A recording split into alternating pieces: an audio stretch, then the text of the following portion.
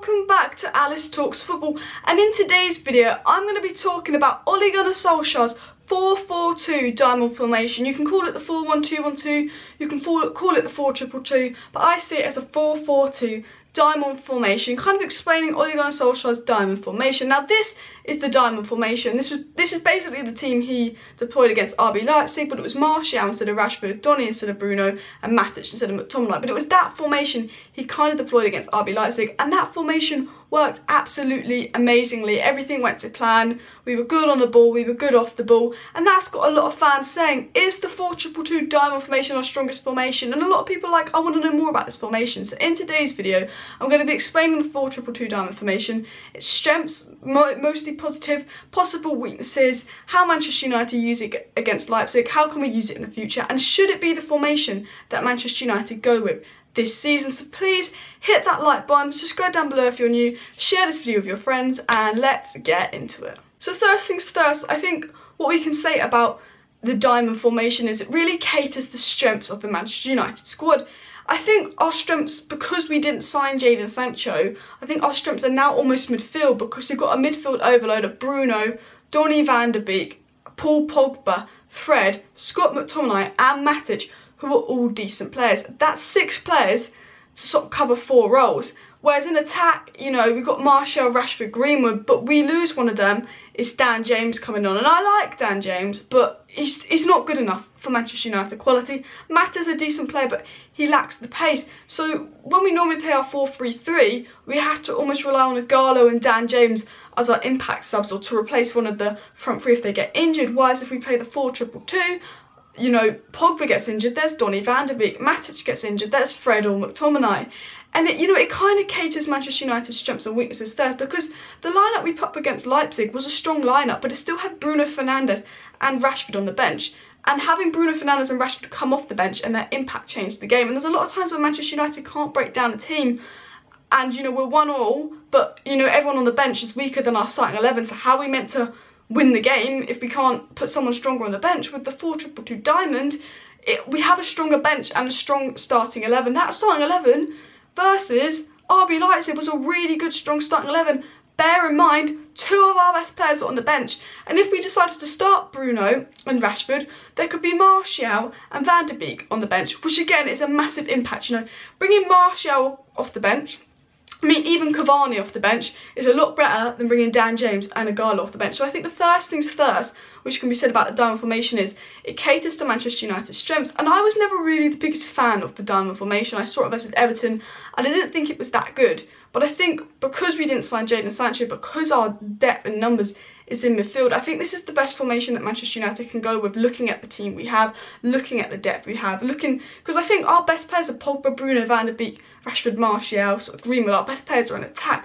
But let's talk about the 4-2-2 diamond formation. Like, what is its kind of role? Now, first things first, I think a weakness of it, you know, is it maybe being too narrow. However, we did see Solskjaer deploy Rashford almost quite wide, and I'm not sure if that's because he saw RB Leipzig were mostly attacking down their right, so he's kind of like Rashford moved to the left.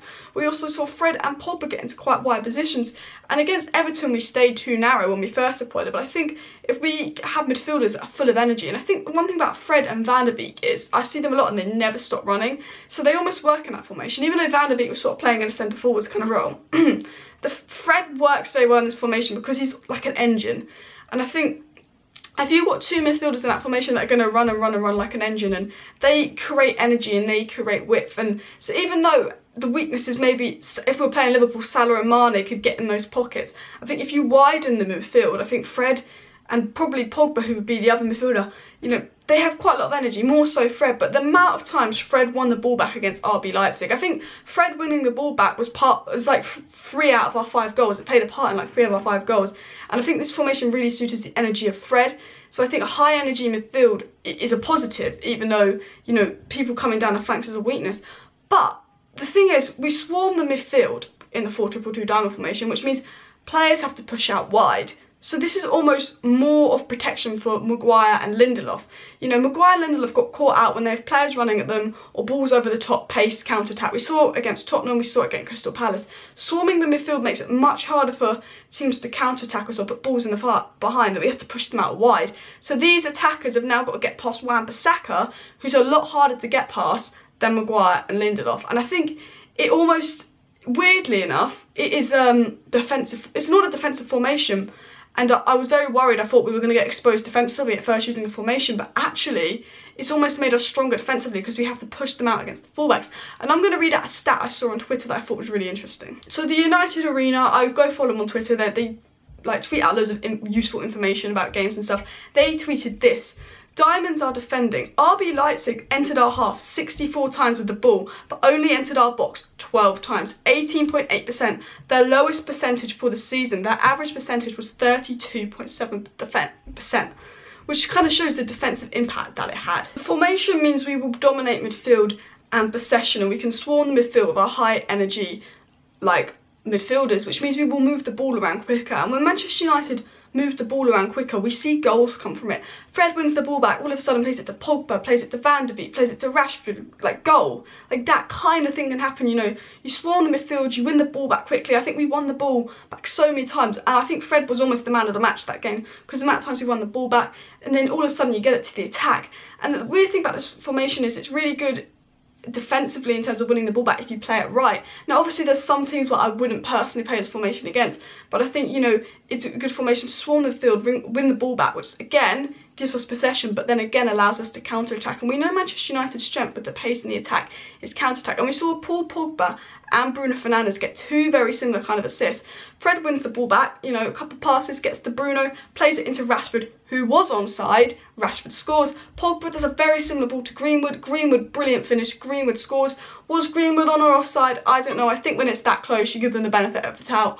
And obviously the VAR gave us the benefit of the doubt. But we scored two brilliant goals from counter-attacking, winning the ball back. And that's because we played the ball quick. And this formation, I think, suits our strengths in terms of our numbers. You know, obviously midfield is probably our strength. It plays to our strengths in terms of the players in the squad, but it also plays to our strengths in terms of, you know, it helps us move the ball about quicker. It means we have more numbers in midfield, which means we win the ball back quicker. We've got quite high energy midfield, quite high energy attack. We've got players like Pogba and Bruno that have the ability to do a brilliant through ball into Rashford, Martial.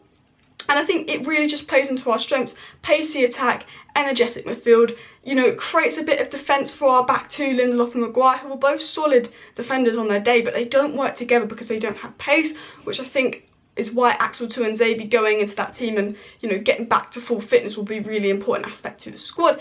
And the final thing about the diamond, which I think is really, really important, is actually can allow Donny, Bruno and Pogba to play together. When we have three in midfield, Donny, Bruno and Pogba playing together, it's kind of unlikely because they're all more attacking, and you do need sort of a shield to just hold that together. You need a Matic, Fred or McTominay in there. But having four midfielders means that you could actually do Bruno, Donny, Pogba, Fred or Matic or McTominay there. It actually gives us the ability to play all three, which is something that someone wants to see. And I think more importantly, it means that even though we haven't really seen Bruno and Donny play together other than the 10 minutes they did against Newcastle, which was an amazing 10 minutes, I think Bruno and Donny van der Beek playing together is going to be, like, just good. I remember we played the diamond formation for the last 10 minutes versus Newcastle, and we had Donny and Bruno on together. We scored like 3 goals. Bruno comes on into this diamond formation, and Manchester United score 4 goals versus RB Leipzig in like 20 minutes. So I think it just accommodates our strengths very well. Now, the diamond formation is not perfect. We all know that. You know, it can work, it cannot work. But I think right now for Manchester United, it's the best they got. Now, thank you for watching this video. Let me know your thoughts on the diamond formation in the comment section down below. Are you a fan? Are you like for some games but not others? Or are you just not a fan at all? Hit that like button, subscribe down below, share this video. Thank you for watching, and I'll see you next time.